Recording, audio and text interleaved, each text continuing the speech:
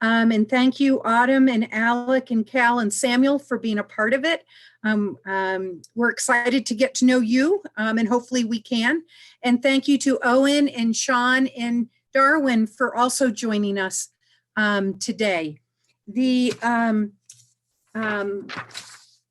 admission staff, and we have our faculty from our Powerline program, and we have students that are going to help us. And we will also use the chat feature. So for our students, if you have any questions, you are most welcome to use the chat feature and we will answer those questions. But today we're going to show some demonstrations and hear from industry experts, as well as a little bit of a question and answer with our students. And they can share what their experience has been with our aviation maintenance program. But I am thrilled that you are here. Our students that are visiting with us are from Cozad, Nebraska, Centennial, Colorado, Ravenna, if I'm pronouncing that correctly, Nebraska, and another one from Centennial, Colorado. So we're glad you're here, and I'm looking forward to it. So I would like to turn this over to Debbie, who is our MC for the day. And Debbie is an admissions counselor, and she's going to walk you through the day. Thanks, Debbie. Thanks, Gretchen. Hi, everybody. My name is Debbie Wagner, and I am an admissions counselor for Wncc. I mainly work on the Scottsbluff campus, but I'm going to be your MC for today. So what that means is that we're currently in our main room, and we will be heading out to different breakout rooms for the different activities that are happening. Just a couple of housekeeping items before we get started. For the best view of this whole thing, in order to experience it the best, if you can switch to speaker view. If you go into your Zoom, on the top right corner, there should be some little options to switch the view, and you want to switch from gallery view to speaker view. What this will do is it will focus on the one camera that we are trying to show and demonstrate at that time. We also would like to ask that everyone please turn off your audio and turn off your video, unless you are, in this presenters as well, unless you are currently speaking for your presentation.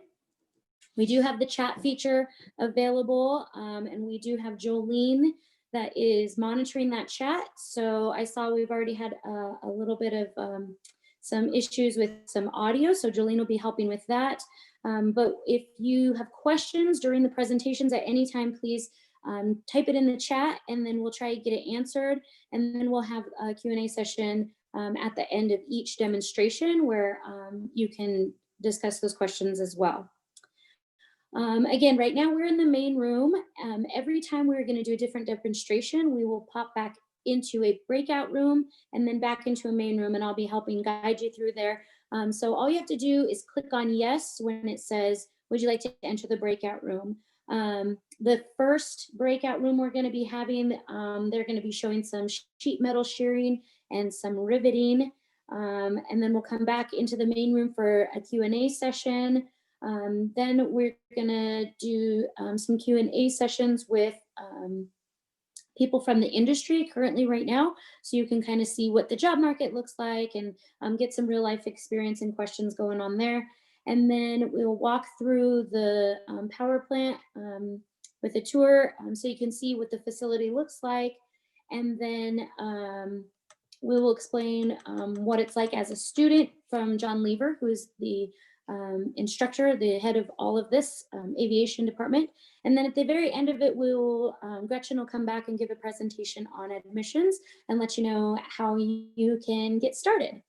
So first thing, last minute, please engage with us as much as possible. Ask your questions. Feel free. Now is the time to get all those questions answered that you need.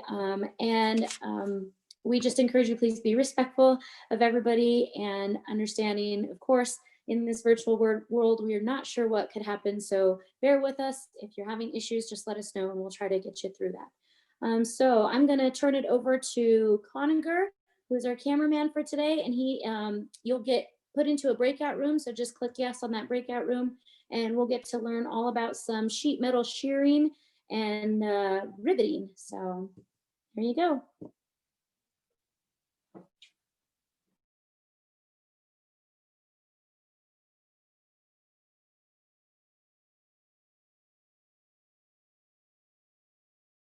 All right, and welcome everybody. This is Connor Stumpf. I am the cameraman for today.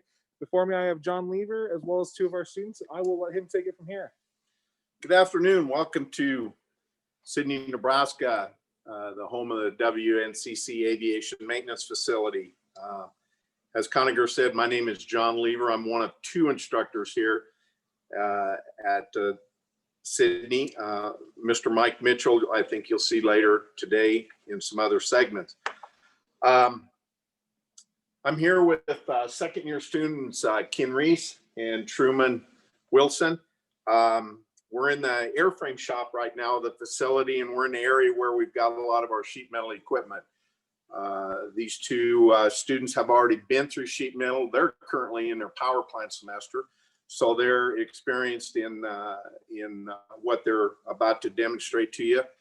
Sheet metal is one of the largest as far as the hours, the largest subject area. There's almost 200 hours of sheet metal in the structures classes. Structures also includes composites and dope and fabric for fabric covered aircraft, wood, and tubing for tubing type covered airplane, tubing airplanes that are covered with fabric. These guys have their tools all laid out, and we've got the shear over here, and we're going to have a little demonstration. And then if you have any questions, we want you to join in and ask questions at the end of the demonstration. They've got stuff set up here to do two types of rivets. They're going to do protruding head rivets, and they're going to do countersunk rivets. And I'm going to go ahead and move out of the way, and Ken and Truman will take over. So I'm Truman again, and I'm going to teach you guys how to do some shearing. A very handy machine here, and very dependable. So you start with a piece of metal here, and you're going to slide it in, make sure it's square, and then you will clamp it down so it doesn't move. Very important. And then this is your go switch. Slide out your metal and unclamp it, and I lost it.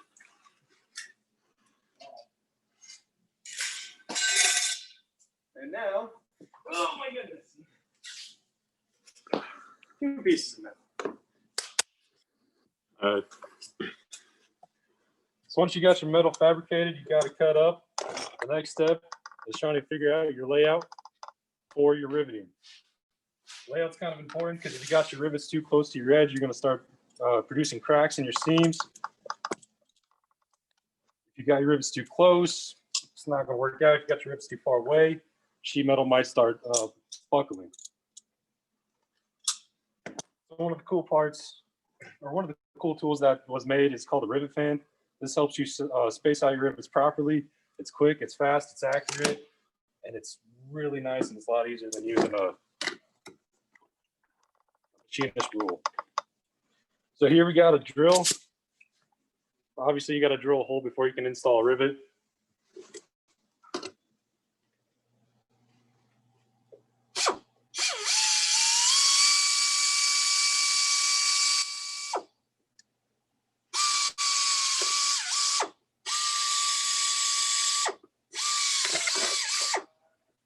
So once you got it drilled, one of the most important parts about this is you want to make sure that you have your holes deburred.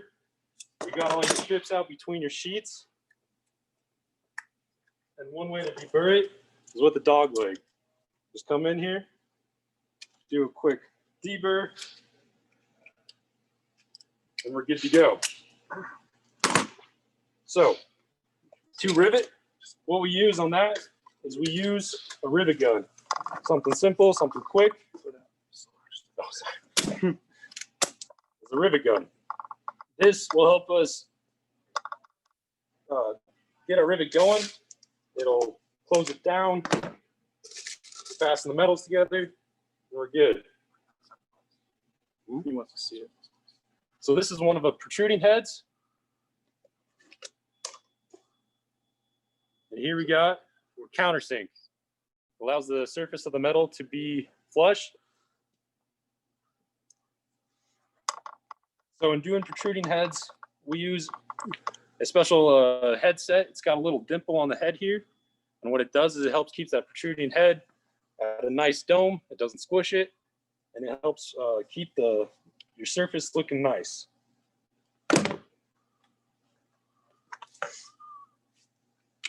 You want to make sure that your gun's lined up straight. You'll use a bucking bar on the back side.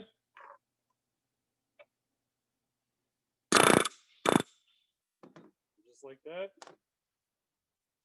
You got a rivet installed. So doing countersinking, when we go to countersink a rivet, be nice and flush against your metal. We use another die. As you can see, it's kind of flat. It's got a nice little dome on the top, right up here. It'll sit flush. And that basically just keeps to make sure that we have a full contact on the top of our rivet when we go ahead and rivet it in. So you really trust all of this to make sure a plane flies?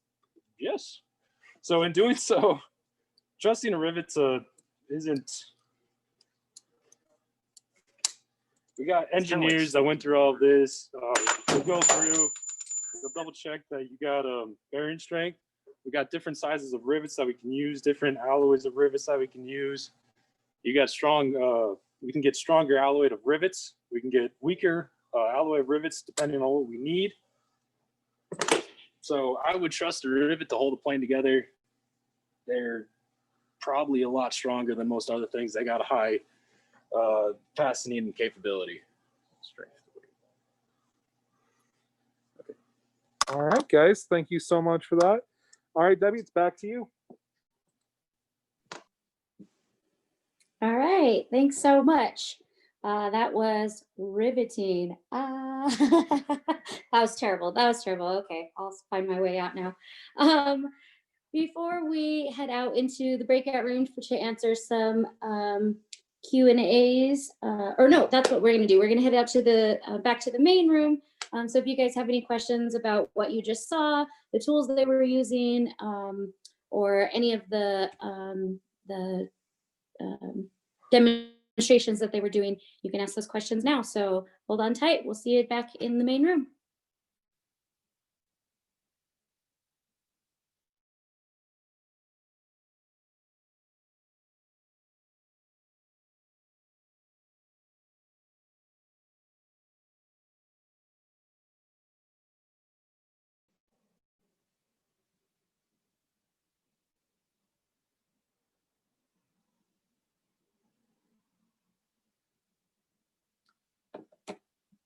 All right, so if you have any questions, feel free to put them into the chat box about anything that was happening.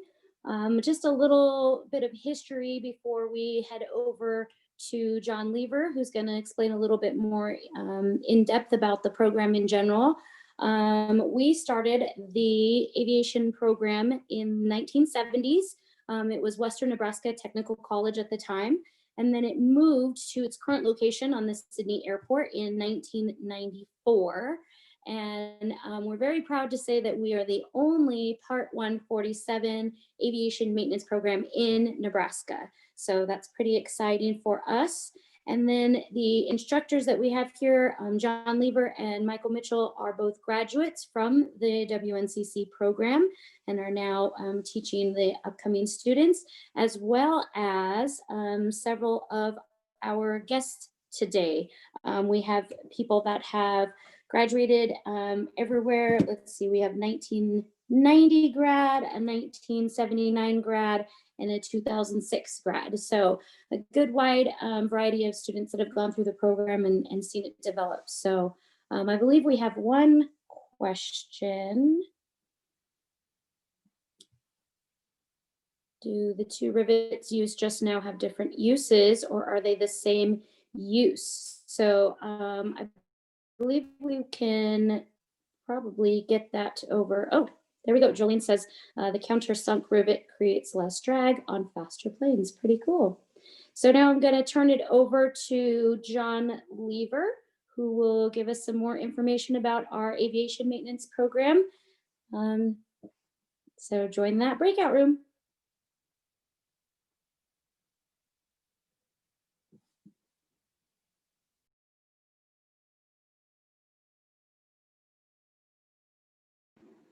All right, guys, I'm here with John Lever again, and he's going to talk to you a little bit about the program. Thanks, Conager. I have Mr. Mitchell with me now. We're going to talk a little bit about the actual program, which we call a Part 147 Aviation Maintenance School. Part 147 is a number that is the regulation by which we operate the school under, which has a lot of requirements that we have to fulfill. This program's 4 semesters. Basically, it's fall, spring, and then you have the summer off, and we'll talk about some options that you have in the summer. And then fall, spring, and you would be done with the program. So from start to finish, if you look at it like that, it's a 21-month time span, but there's about 2.5, almost 3 months off in the summer. Your first semester in the fall would be the general, what the FAA calls the general, which is a lot of theory classes, basic electricity. We cover the regulations. Materials and processes is a class which involves non-destructive testing and the identification of hardware and metallurgy, things of that nature. Aircraft mathematics and physics. If we're talking about an airplane, we've got to understand why it flies. That general section includes 400 hours of instruction. It is a semester which you will spend most of the time in the classroom. We do get out in the shop for basic electricity troubleshooting, but we do kind of consider that to be a class where we spend a lot of time in the classroom.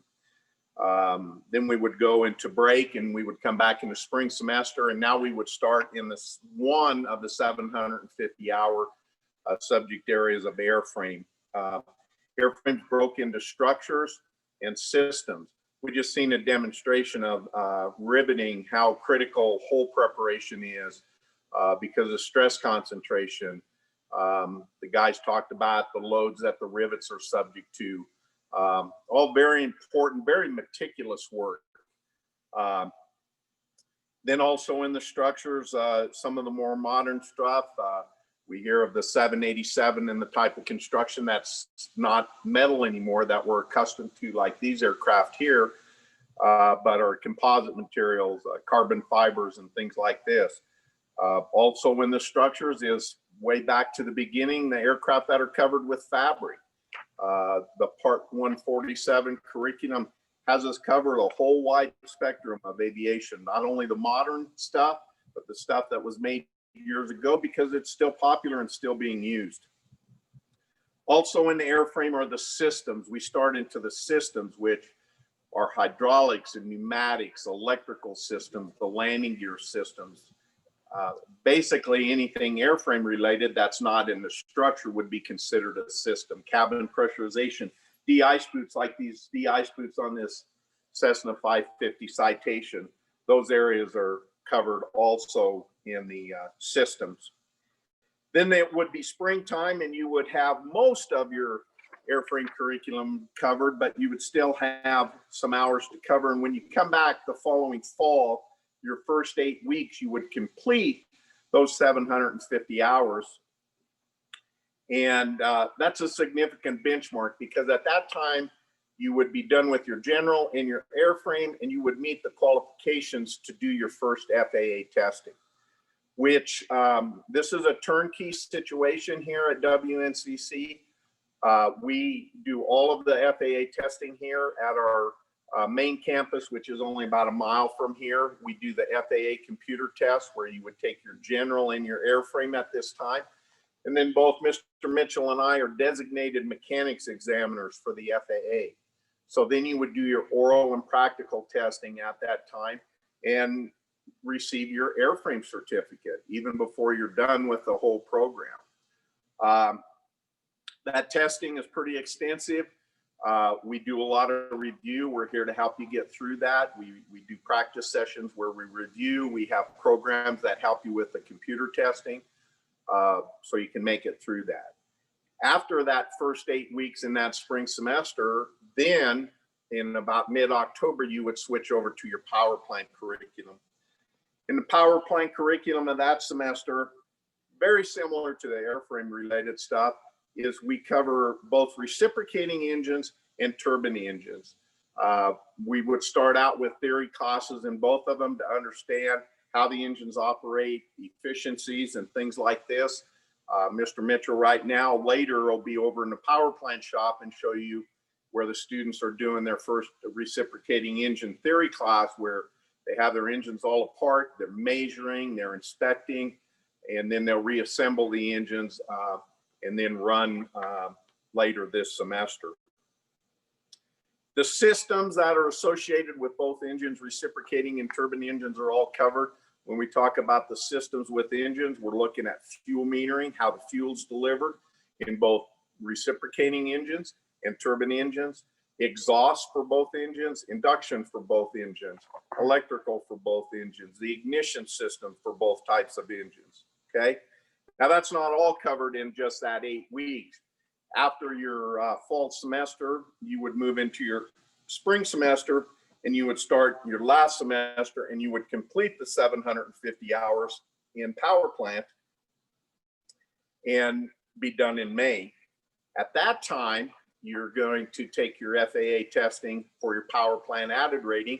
Again, back to the main campus for a computer test, and then back up here to the facility at the airport to do your orals and practicals for the power plant. At that time, your power plant will be added to your certificate you received, and you would have an airframe and a power plant.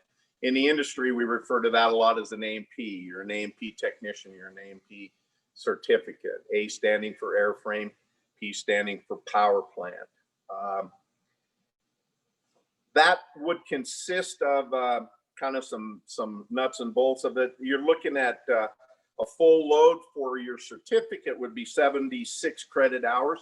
We do offer an option to do an Associate of Applied Science degree with an additional 15 credit hours of general studies classes. You can receive that AOS degree, or excuse me, Associate of Applied Science degree. That can help you later on if you be looking at transfer. We have bachelor's degree in aviation maintenance. We've had students continue their studies at the University of Nebraska at Omaha, Wichita State in Wichita, other aviation schools, Embry-Riddle. You can pretty much get a transfer of almost 60 credit hours for your A&P license. So that's 2 full years towards that other degree if you decide to go that route. Of course, if you don't decide to go that route, of course, work in the industry is the next step. We work closely with some of the people we have with us today. Duncan Aviation in Lincoln is probably one of our largest hiring resources. We do place students at West Star and Grand Junction. We have students working in airlines, SkyWest recently. Some students are interested in more in general aviation and might work in small shops in Nebraska, or I should say everywhere. Agriculture aviation is takes a lot of students also, being from an ag area, ag community. There's job placements there. Some of the stuff recently that's real, helicopters with medical response is a big hiring industry now. Helicopter construction. You know, when it comes time to find the job, Mr. Mitchell and I kind of look at it, sometimes a student will want to do a particular thing or work on a particular type of airframe or just the engines, and we can help you find that job. Or sometimes a student isn't so selective as to what they want to do, but maybe more where they want to go. I don't care what I work on, but I'd like to move someplace warmer like Florida. Even right now with some of the COVID stuff, some of the pilot side of the industry is kind of, there's people that are laid off, but believe it or not, the maintenance side of it, we're still having quite a few calls come in for maintenance technicians, and there's a lot of positions open. And we're going to let Darwin and Sean and Jennifer talk about that a little bit later. You know, I did mention that in the summer, there's some options. Internships have become very popular. We can do an internship for credit, or you can just do an internship, say with a company like Duncan Aviation, where you can go for the summer and get some experience working right beside A&P maintenance, A&P technicians.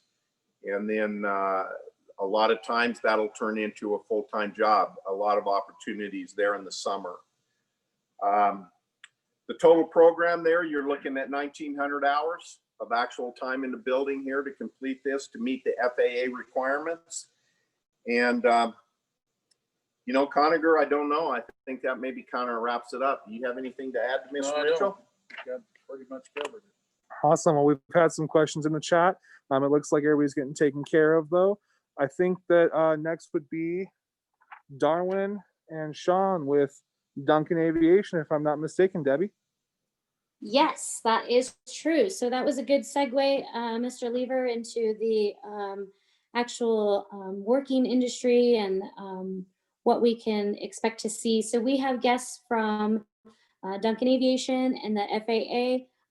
We have Darwin Goldman, Sean Johnson, and Owen Graham, I believe, are going to be joining us to give us some, answer all your questions and give us a little bit of an outlook on once you get your certificate, once you get your degree, what kind of job opportunities and things you have. So we'll leave this room and head into the next one.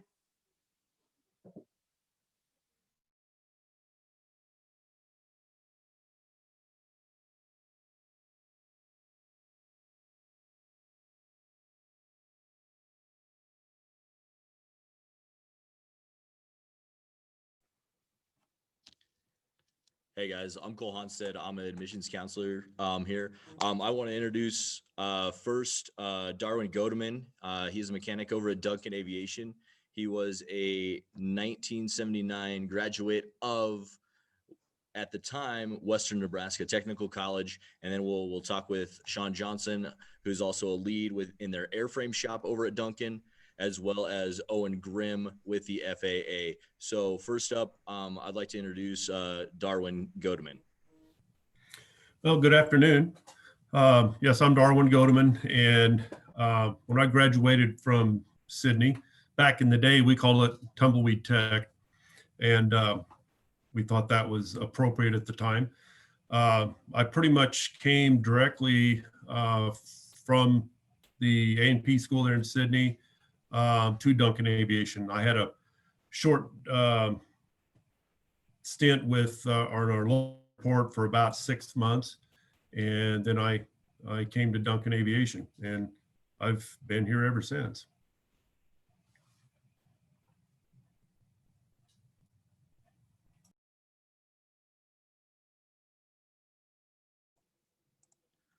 And we'll go ahead and we'll have Sean, 2006 graduate of Wncc. So Sean, go ahead. Thanks, Cole. Yeah, I'm a 2006 graduate of WNCC. I started with Duncan Aviation right out of school, actually working for Owen Graham, who now works for the FAA. From there, I worked my way up to lead tech and a team leader, and now I'm currently the assistant manager here in Lincoln, Nebraska. So I do all the hiring for our airframe department. I work with all the interns each summer, coordinating that. This year, we're probably looking at bringing in anywhere from 6 to 12 interns, kind of depending on business levels. Currently, our company is still going very strong. Business has continued. We have backlog all the way out until April of next year. So we're very fortunate at this time. And I'd like to add that aviation is very small community. Like say Sean said, he worked for Owen Graham, and now Owen, I worked with Owen as well for a time. And then our career paths kind of took us different directions. All right. Well, that leaves us with, I guess, Owen, since he's been the topic of the last couple sections. So Owen Graham is with the FAA, and he is a 1990 graduate of WNTC.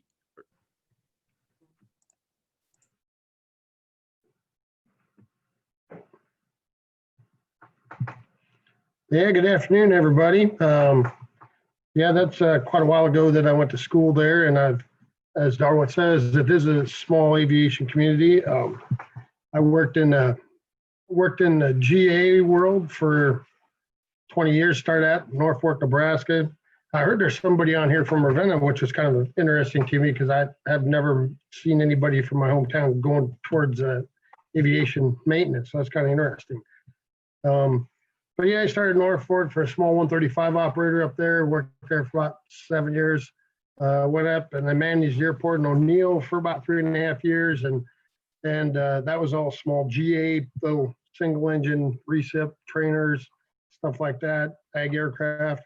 And then in 2000, I went down to Duncan and yes, I worked with both, hired Sean and I worked with Darwin there. So it's a very interesting career to see how far and where you go with this career. So it's very exciting, and you can't just you never just kind of close into a glass ceiling, as I like to say, because not only is there aircraft maintenance, one of the kids I went to school with down there when I graduated, he's been driving UP trains forever, and they kind of really like A&P mechanics because they understand systems so well. I've worked with guys that have went to work on boilers to windmills, the big wind things. There's a lot of different careers paths that an A&P will take you. So not just if you think you don't like working on airplanes, which I really enjoyed working on aircraft. It's one of the cleanest mechanic jobs I think there ever was in the world. So I'd like to shout out to anybody that would like to talk to me one-on-one or something too. I don't know if Cole has my information that he can put up there, but I'm available anytime to talk to people about aviation if they, to get into even to where I'm at, what would be your qualifications to become an FAA inspector? It wasn't my goal when I was sitting there over 30 years ago to become an FAA inspector. It wasn't a career path. It kind of happened, and once I've been an FAA inspector for over 10 years now, and I love that, and I'm still in touch with the aviation community in Nebraska, and my whole career has been in Nebraska. So very supportive of the school out there. They produce some of the probably top mechanics I've ever worked with. So that's not just because I went there, that's just because I see the mechanics that come out and how they perform. So but that's about all I got. If anybody got any questions, feel free. And if they need my contact information, I'm always available. Well, I've been teleworking for a few months now since all February. So I'm always at home on my computer. So one other thing that I would have never thought that when I was going to school as an A&P, that someday they say, well, you'll be sitting at home working on a computer forever. So it's been interesting. So back to you, Cole.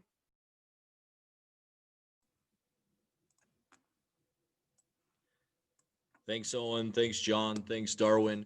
I'm going to have Debbie ask a couple of the questions that were inside our chat for you guys, since, you guys are the experts of this. So I'll have Debbie take that away. All right. So the question that was asked, if for anybody that's would like to answer, I'm not sure if we need to specify who, but it was currently right now with all of these COVID times, what does the outlook look like for the industry, seeing as, travel is down and flights are down and things like that. So if you could kind of address maybe what has been done currently and what you can see for the upcoming future.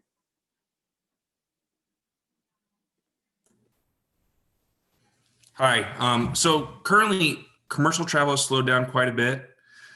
Business travel has kind of picked up with all this. Initially, it slowed down, but I would say from June on, it's been pretty steady with people still traveling on corporate aviation aircraft.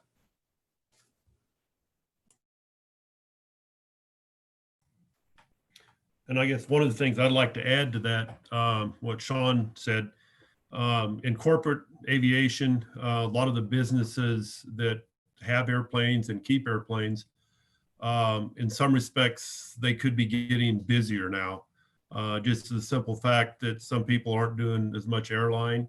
And if the corporation's business is good, they may be using their aircraft even more to transporting people to and from.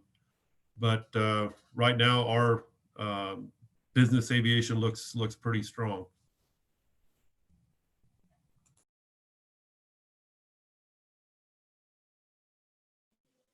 Great, thank you. What we've talked a lot about, like what you guys did in your path from right after graduation to getting to where you are now. Do you have kind of an idea of what kind of salary someone would be looking at, maybe right out of graduation? I know it depends on what position you're looking at, but you know, kind of a range of what that might be, and what you could potentially get up to, perhaps.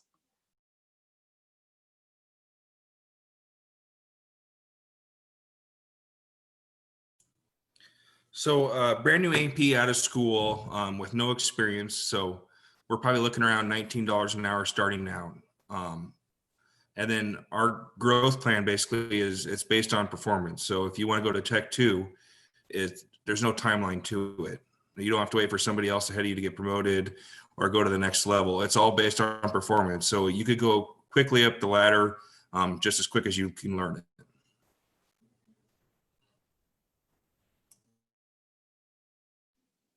Great, thank you. And then when several of you have said that you're in charge of the hiring process, so what are some of the things, the key attributes that you're looking in a prospective new employee? So when I see the resume come across my desk, I'm always looking to see if they have any other kind of mechanical experience. That could be shop classes in high school. That could be helping their dad work on the car. That could be at a Jiffy Lube. But that's always one thing I'm looking for, is if they have previous hands-on experience.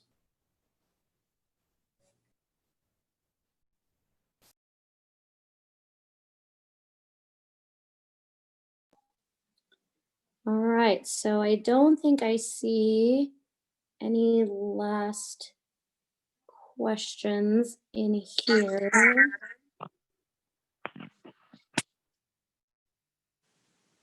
So we will head back out into the main room, and we are going to do a walkthrough of the power plant with one of our student ambassadors. Terry is going to show us around so you can kind of see what that looks like. So take it away, Terry.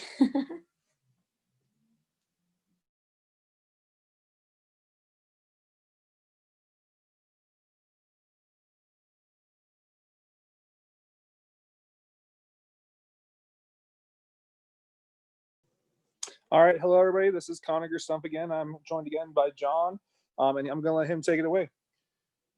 First of all, Darwin, Sean, Owen, thank you for joining us today. We appreciate it. For those of you out there, I'm sure you've been told these three individuals are all previous graduates.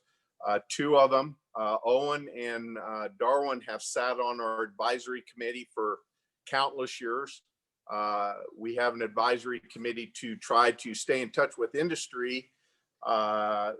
Although we have to follow the curriculum established by the FAA, there's things we can do to, if you will, make a better product for Sean.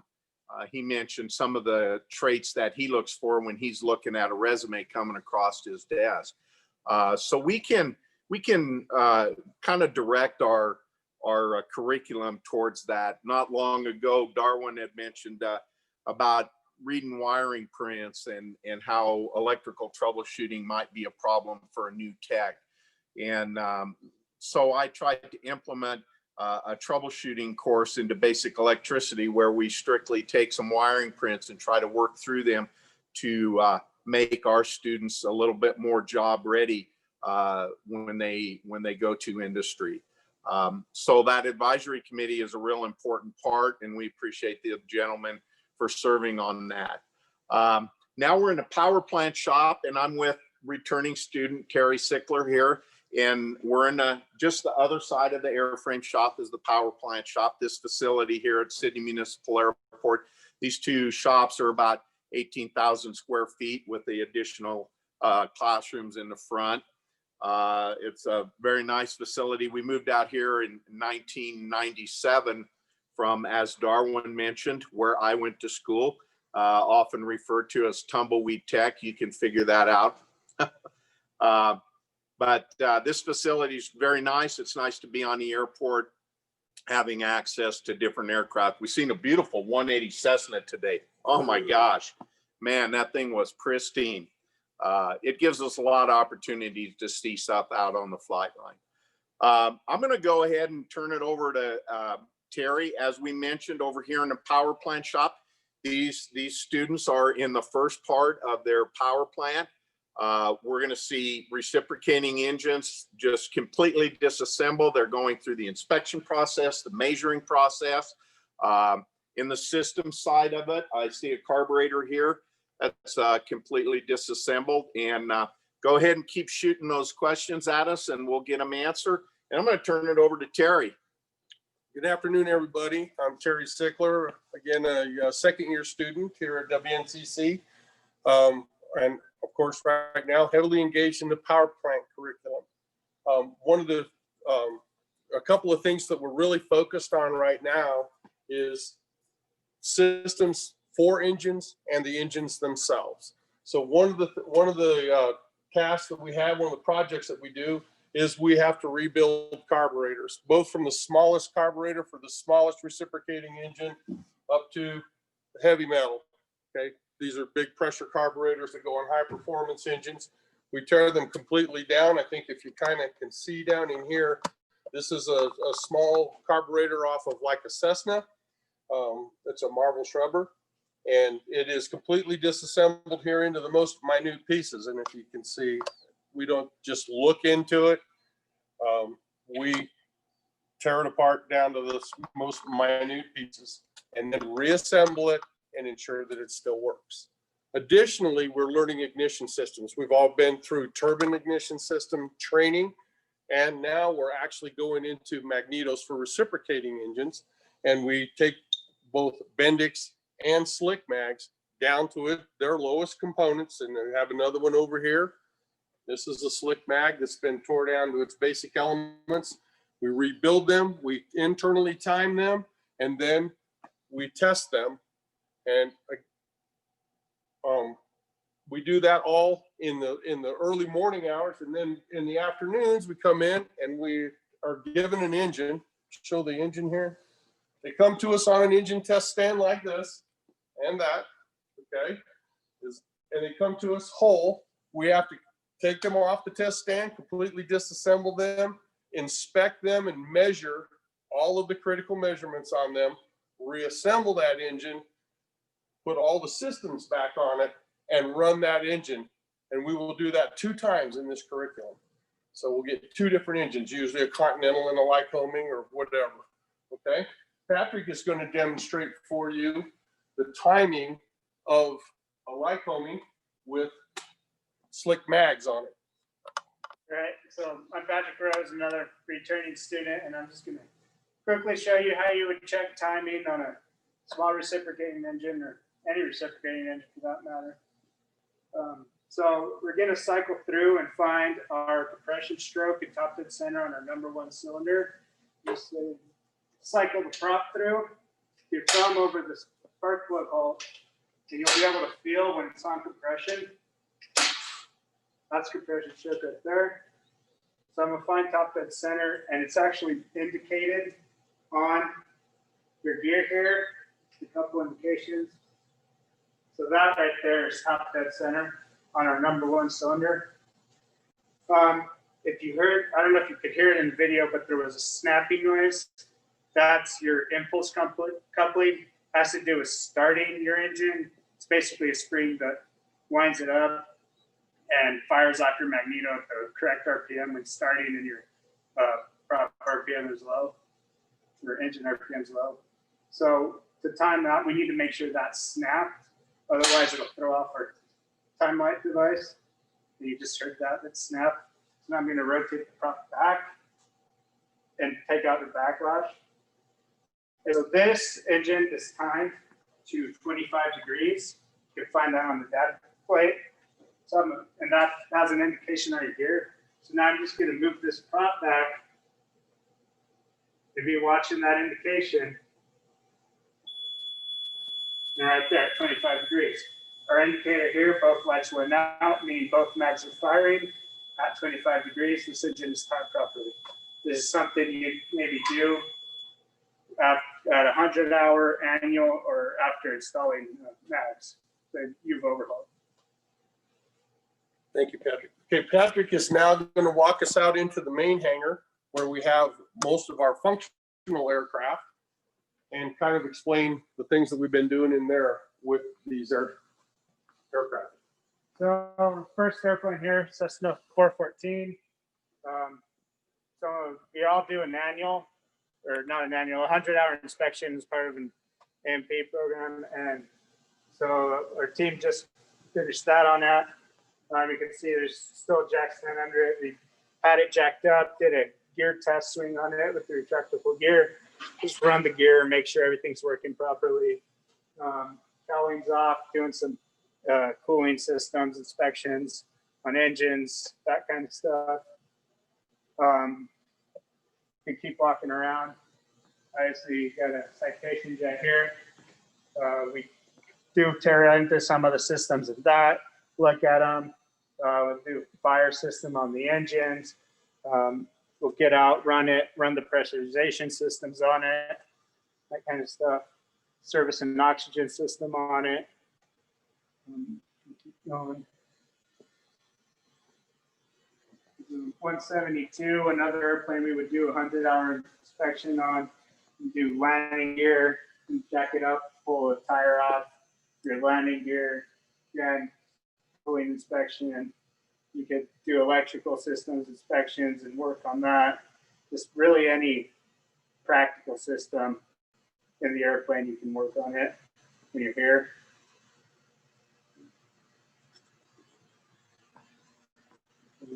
Actually set up for a mag check there. It's a different mag system, but similar concept.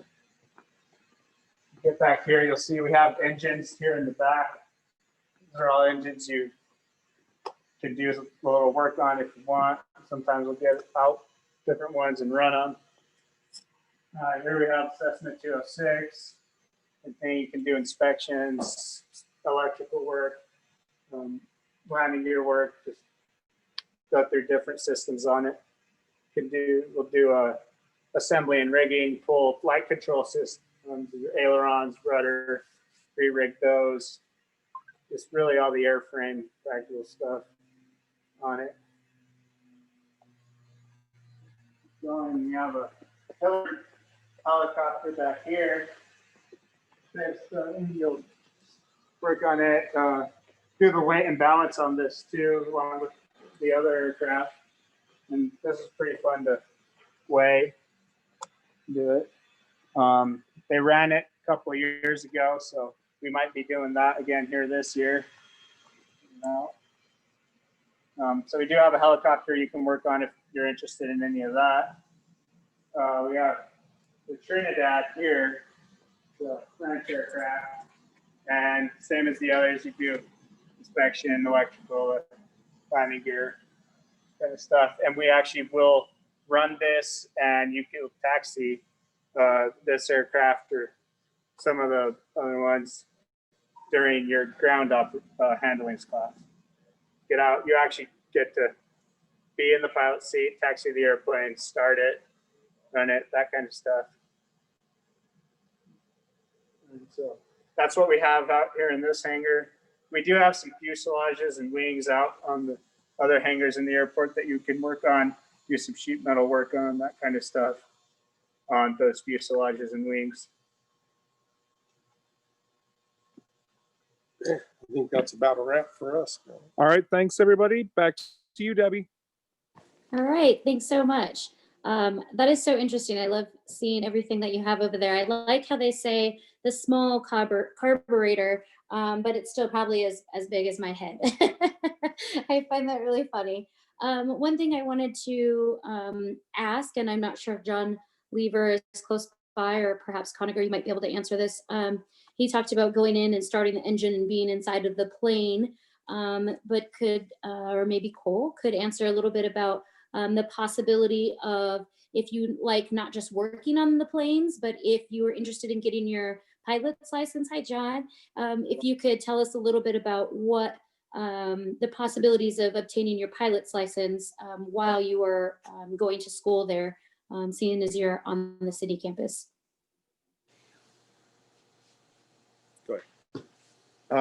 Questions about Vocare Flying Club. We have, we kind of have two parts of our flying club. We have the typical college type club that Terry's heading up in PTK project, where they're doing some improvements to some veterans facilities. You guys did some community service and stuff like that, the typical kind of club stuff. But we also have a flying side to our club.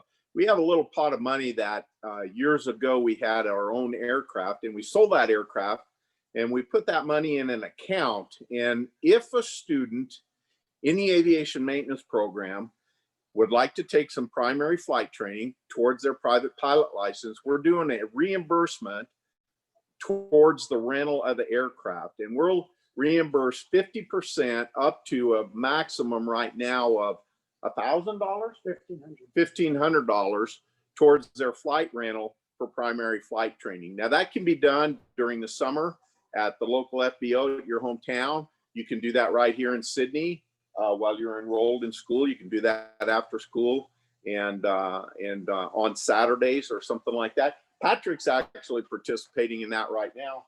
Yeah, I'm also actually the president of the flying club, and so I do my training here at the field locally with our local FBO, L&L Aviation. I rent their aircraft and go fly with the local instructor. But like Lever said, you don't need to use a local instructor or aircraft. You can do it wherever. Just bring us back your receipt and we'll reimburse you according to the program. This also doesn't apply to only initial flight training. There is margins in that reimbursement program if you already have ratings and are looking to get different ratings and that kind of stuff. All right, guys, thank you so much. And it's back to you, Debbie. Thank you. All right, so what we're going to do, we're going to head back into the main room where we'll have another Q&A session where you can ask any further questions that you have about the power plant and about any of the planes or anything before we head over to our next activity.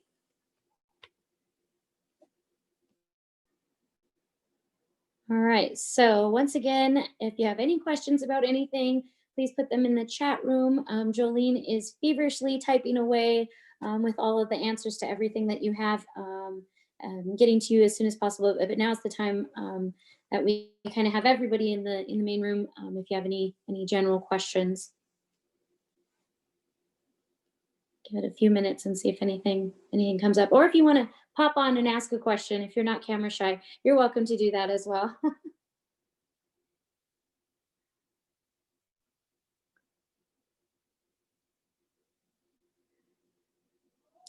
All right, so I think we're good on the questions for now.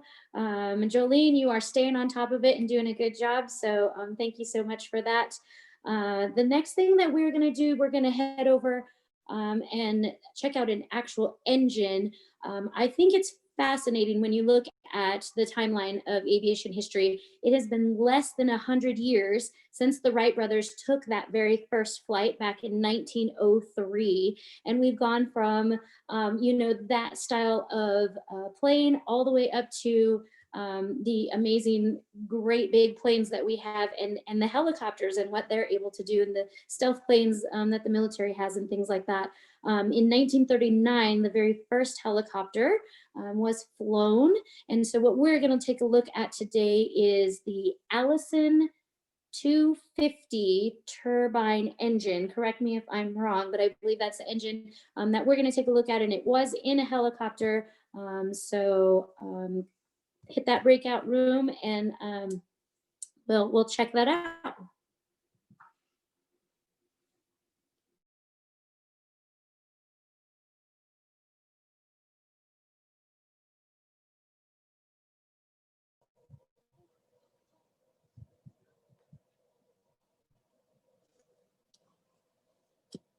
All right. Hello, everybody. It looks like we might still have a couple people joining in, but we're getting ready over here. We are on the exterior of the facility with John Lever again. I'll let him take over. Thanks, Debbie. You mentioned helicopters. We're out here with one of our Allison 250 turboshaft helicopter engines. This engine was originally installed in a military aircraft, the OH-58 Kiowa.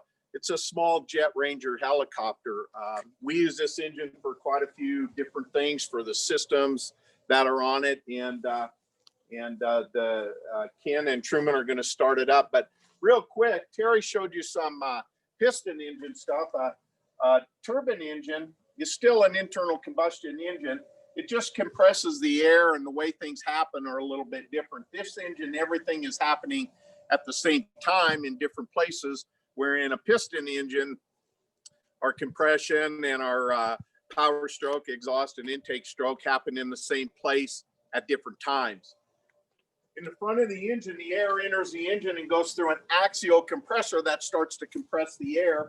In this area, it hits a centrifugal compressor diffuser. The air is now compressed. It follows these two transfer tubes down each side to right here where the combustion can start. There's one igniter and there's only one fuel nozzle on this engine. From there, the combustion takes place, and then the air moves forward across the T-wheels, or the turbine wheels, we call them. There's two wheels on right here that are on our shaft that run up to the front of the engine to just compress the air for the engine. There's two wheels here that are on a coaxial shaft that on the outside of that shaft that run up to the gearbox. Then it turns the gears in the gearbox. There's a power takeoff shaft here in the back that would go up to the tail rotor, and the power takeoff shaft here in the front that would go to the main mast on the engine. I didn't check this, I should have earlier, but in rough numbers, that gas generator section turns like 44,000 RPM at 100%. By the time we're coming out of the gearbox, we're down to about 2,000 RPM. We go through the transmission of the helicopter, and we got rotor RPMs down in the neighborhood of 200. So we've got a great amount of gear reduction, okay? I think the guys will go ahead and they'll spin it up. We have a ground power plugged in. They'll start the engine. When they reach a particular percent of RPM on their tachometer, they'll introduce the fuel. At that time, you'll hear the change in the pitch, and the engine starts to light and it starts to accelerate. At about 50% RPM, they'll disengage the starter. The engine will be sustaining then, and it'll go ahead and run. I'm going to step out, and we'll let Truman and Ken go ahead. You on? Let's go. And just as a warning, everybody, it does get loud.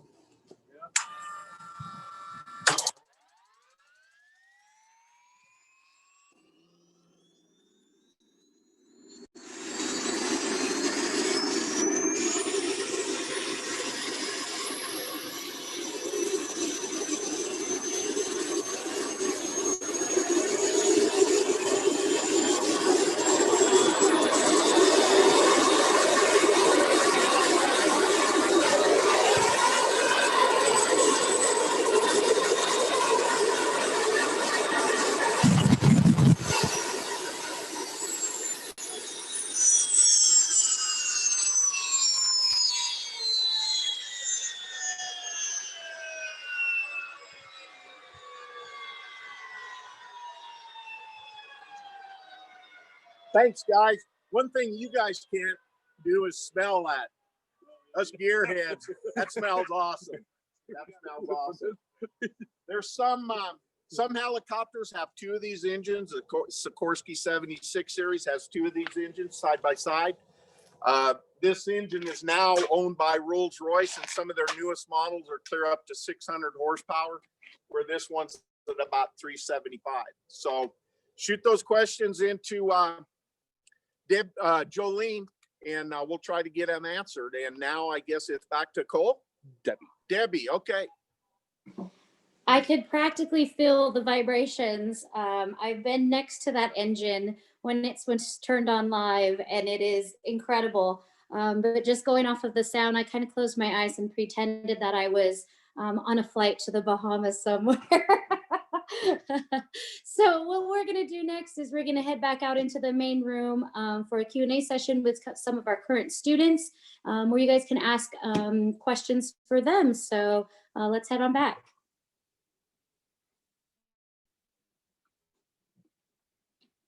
All right. Give it a minute, make sure everybody is in. Hopefully everybody is in the main room. Back with me again. So we have a few current students. I'm just going to take a minute to go down one by one. If you guys could please tell us who you are, where you're from, where you graduated from, why you chose WNCC, and what your future plans are once you, well, when you're going to graduate, and then what your future plans are once you graduate. So if we could start with Truman, that would be great. So I'm Truman Wilson, and I went to Big Springs High School, and I graduated from there. And I really wanted to work on something. I just didn't know what or where, and I really didn't care. So I came here, decided to work on aviation and airplanes and all these other things, and I've decided it's probably the better thing in my life, and I'm really glad I made this decision.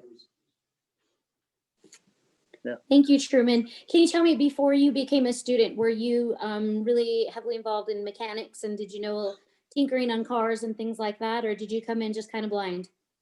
Yeah, I worked on cars. I kind of grew up around it. My grandfather owns a mechanic shop in Ogallala, so I worked there and worked on things. But the other side of my family is all ranch and stuff, so I definitely worked on tractors and other things, and then I just like to keep my hands dirty, so I knew I needed to work on something during my lifetime. So, there you go. And when are you planning on graduating? I'm going to graduate in May, this coming up May, and I'll be done. Yeah. All right. And I'm sorry, might have missed it, but did you say you had future plans, what you're going to do once you get done graduating? I know I'm going to go work for a repair station. I do not know which one yet. That's kind of because hiring is a little funky now with COVID and stuff, and it would be hard to get a solid job landed, I think. But I have been looking, and I know I'm going to go work for a repair station. All right, awesome. Thank you. So we'll be watching that chat if you have any questions for Truman. Next up, if we could get Ken, and then if you are, just a reminder, if you're not speaking, just to put it on mute. Hi, I'm Ken Reese. So I'm a second year here at WNCC. I've been in mechanics for quite a while, to be honest. I've kind of started when I was around maybe 15 years old. Always been into engines, always been into different kind of bodyworks and all that stuff. Engines to me has always been something I've always wanted to work on. A turbine engine was something that I've never really thought about. And I started looking into it a little bit more, and I thought that was probably one of the coolest things I could get my hands on. And so I decided to come to WNCC because it was close to where I lived. It was, I heard a lot of good things about it. And, it was a 2-year program. I thought that was going to be enough time where I could learn everything. I wasn't going to be rushed or forced into getting everything understood. And I felt comfortable with a 2-year plan. Awesome, thank you. So you are graduating in May, is that correct? Yes, I will be graduating in May. And then what are your plans after graduation? So after graduating, I've been throwing around the ball a lot. One of the companies I've always wanted to go work for is Lockheed Martin. I think that would be probably one of the coolest things, is working on a fighter jet. To me, that is just like the bee's knees. I've also been throwing around the ball of Afton, Wyoming. They're a general aviation company. They they build their own planes. They have their own in-house stuff. And I think that would also be a cool thing as well. Awesome. Thank you so much. All right. And so let's head over to Patrick.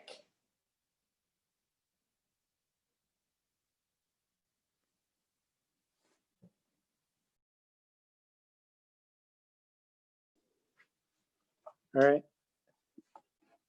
So I'm just basically an airport bum. My whole family's been in aviation for a while now. I'm working on being a 4th generation pilot and also getting my A&P license. My dad's an A&P IA pilot, commercial pilot.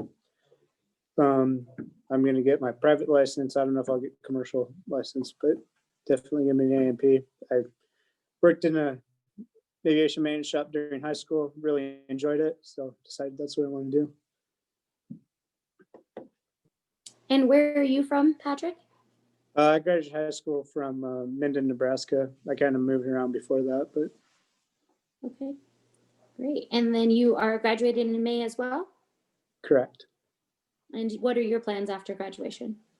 I'm not entirely sure yet. I think I might go work for a company such as Neptune and Fire Bombers. Gonna be cool if I could get on a mobile program. And basically what that entails is I'd just be on the road following to an assigned airplane around the country when it's deployed and doing maintenance on it. The other thing that interests me is working at like a turbine overhaul shop for a while, then being a field rep for turbine engines, be traveling around many different places working on a specific engine such as PT6 turbine engine or something like that, and just moving around doing that. Awesome. So, and you said you were the president of the flight club. Is that correct? Yes, that's correct. So, out of curiosity, about how many hours of flight time does it take to get a private license? So the minimum requirement legally is 40. I believe the average right now is somewhere around 58. But so that would entail about 20 hours of instructor time and 20 hours solo time to meet your legal requirements. But it just varies from person to person. Great, thank you so much.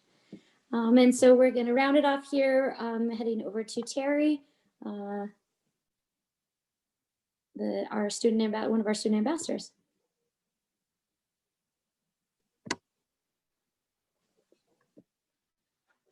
How are we doing? Good evening, everybody.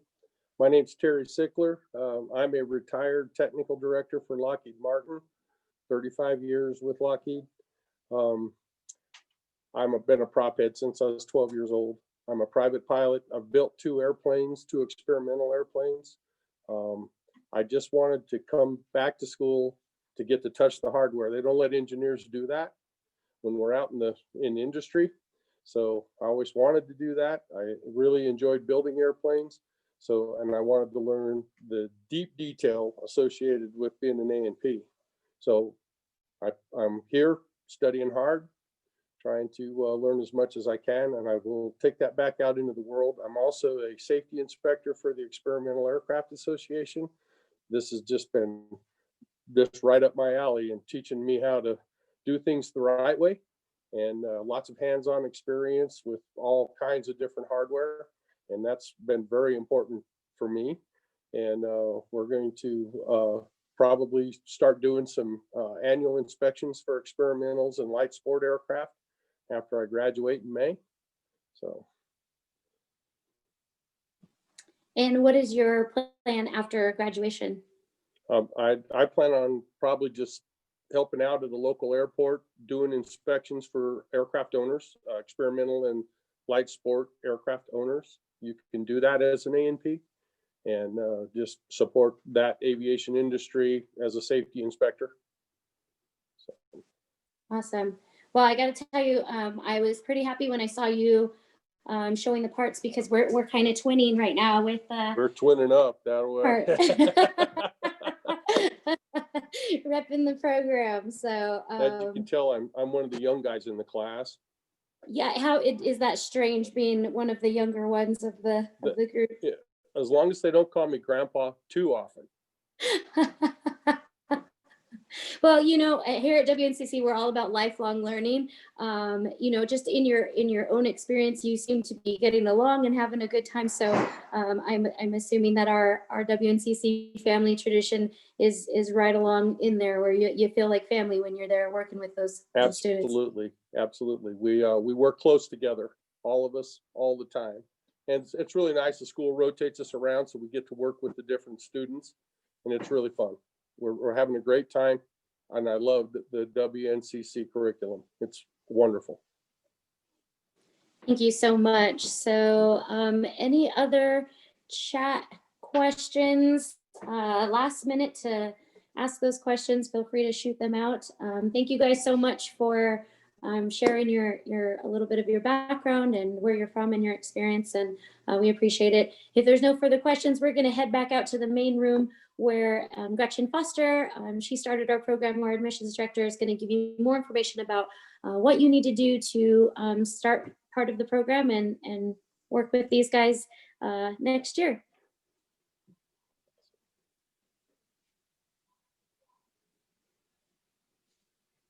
Go ahead, Gretchen.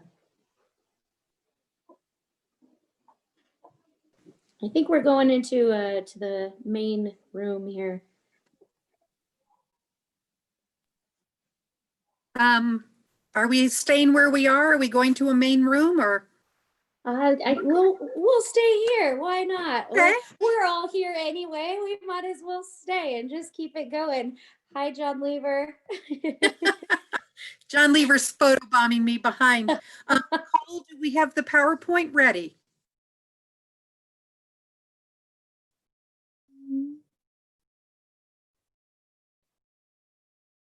Perfect. Well, I just want to say to all of our guests today, thank you so much for joining us. Every time we on the admission staff interact with, did I say power line? I meant aviation maintenance. I'm sorry, aviation maintenance. Every time I'm down here, I want to be a part of this program. I tried riveting last year and didn't do such a great job. So maybe we'll get a chance to do a little riveting tonight after our program ends. But thank you all for joining us. And one of the questions was, can we visit? And we will talk about that. But I will let you know our mission statement is on the left of this slide. It says WNCC assures learning opportunities for all, enriching lives, invigorating communities, and creating futures. And that's what we're doing with our students in this program. That when you leave, you will be ready to be hired, ready to work, and to launch your career. I was doing a little bit of math when, let me get his name, Sean was talking about starting at $19 an hour. That's about $40,000 a year.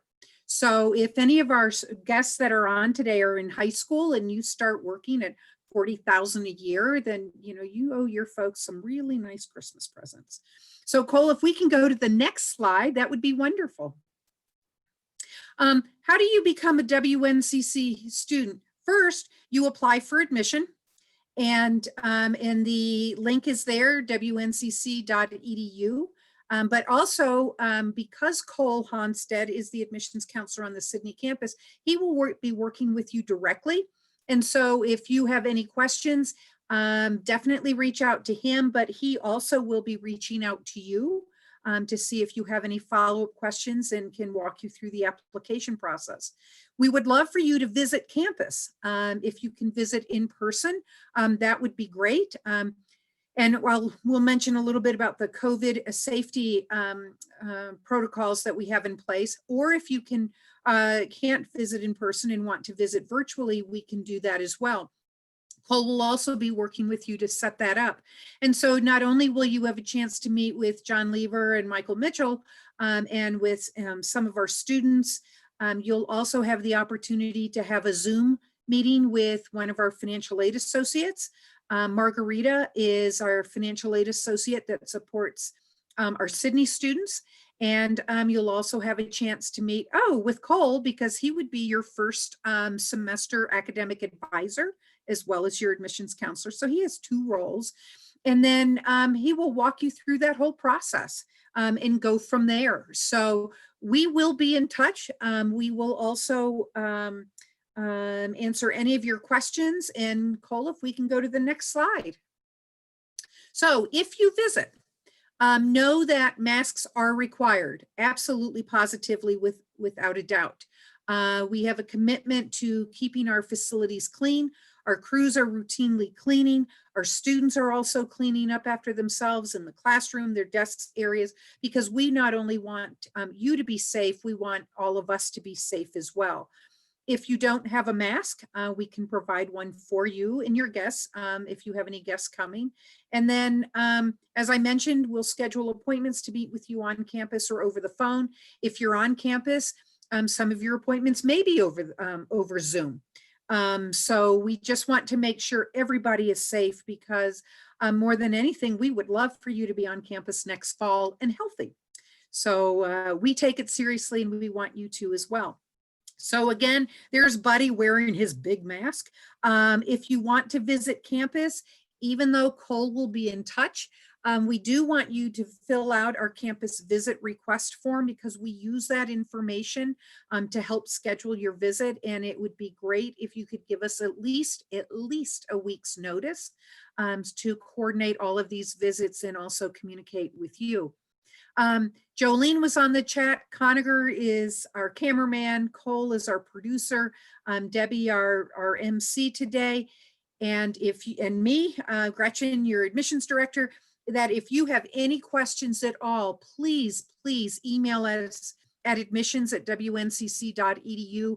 We all get that email, and we know Cole will be the first one to snag it, so he can keep in touch with you. My staff is pretty possessive about their students, so I love that about them, but any of us can help answer questions for you.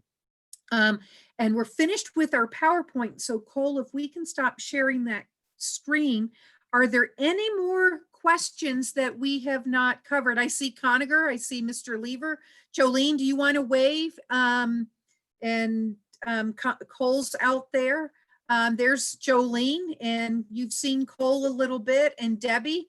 We're your admission staff, and we love what we do because we love being a part of WNCC, and don't tell any of the other departments, but this one's one of our favorites. Even though the planes don't fly, if they did, Mr. Lever wouldn't let us fly them anyway. But we have riveted, we have cut sheet metal, we've done all sorts of cool stuff. And if you're visiting, we'll have give you the opportunity to do the same. So just a big thank you to everybody, and we appreciate you joining us. And thank you to Owen and Sean and Darwin. It's always a pleasure to see you each year, and I appreciate your participation, and we hope you all have a good evening.